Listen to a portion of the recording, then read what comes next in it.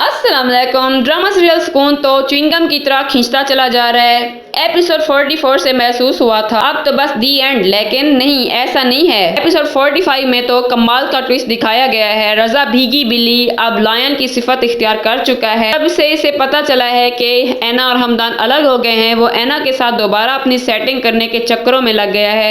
हमदान से भी खुल्लम खुल्ला प्राउडी वाले अंदाज में कहता है कि ऐना को पाने के लिए अब मुझे कोई नहीं रोक सकता। हमदान तुम भी नहीं। रजा की वजह से ऐना इतना अरसा, तकरीबन पूरा 1 साल जलीलो ख्वार रही, अपने वालिदैन को खो बैठी, लोगों की बुरी बातें, ताने, बहतान और सर्द गर्म हालात सहे। रजा इन सब को फरामोश कर बैठा है। ये खुद लड़की होता तो इसे ऐना का दर्द महसूस होता। शर्म से डूबने की बजाय ये छाती ठोक कर ऐना को दोबारा पाने की जुस्तजू में लग गया है।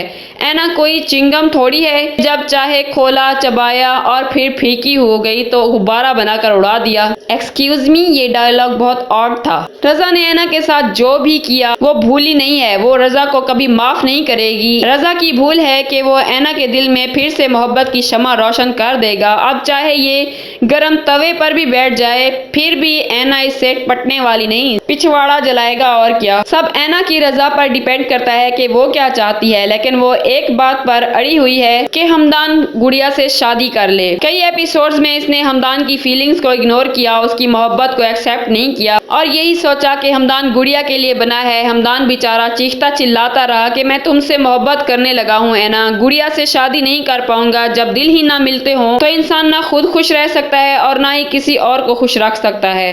गुड़िया भी जानती है, फिर भी वो हमदान से मोहब्बत करती है और अपने दिल के हाथों मजबूर है। अब गुड़िया और इसके वालिदैन जान चुके हैं कि हमदान गलत नहीं था, बल्कि उसके साथ जो कुछ भी हुआ वो रजा की वजह से हुआ। वो रजा ही था जिसकी वजह से हमदान और ऐना की शादी हुई थी और ज़बरदस्ती ऐना इसके मत्थे मारी गई थी। अब ये आंटी भी लगता है हमदान से माफ़ी मांग ही लेंगे, क्योंकि है बेटी के दिल का मामला। हमदान और ऐना की अलहदगी ऐना का बाप जान चुका है और मुझे लगता है कि वो ऐना से कहेगा कि वो अच्छा लड़का है और उसके साथ तुम खुश रहोगी। अपनी ज़िंदगी रजा जैसे शख्स के हाथ दोबारा मत सौंप देना, क्योंकि उसका कोई भरोसा नहीं, वो फिर से तुम्हारे साथ मजाक कर सकता है और एतबार के लायक नहीं है। ऐना का बाप उसे हमदान को अपना हम सफ़र चुनने का मशवरा देगा और जिस तरह दिखाया गया था कि ऐना ने वो तलाक के कागजात एक जगह रख दिए थे और हमदान को भी नहीं बताया था कि उसने उस पर साइन कर दिए थे या नहीं। ये बात मेरे ख्याल में एक राज की तरह सामने आएगी, क्योंकि ऐना हमदान से खुला नहीं चाहती थी। हमदान की मेहरबानियां इसे याद आएंगी।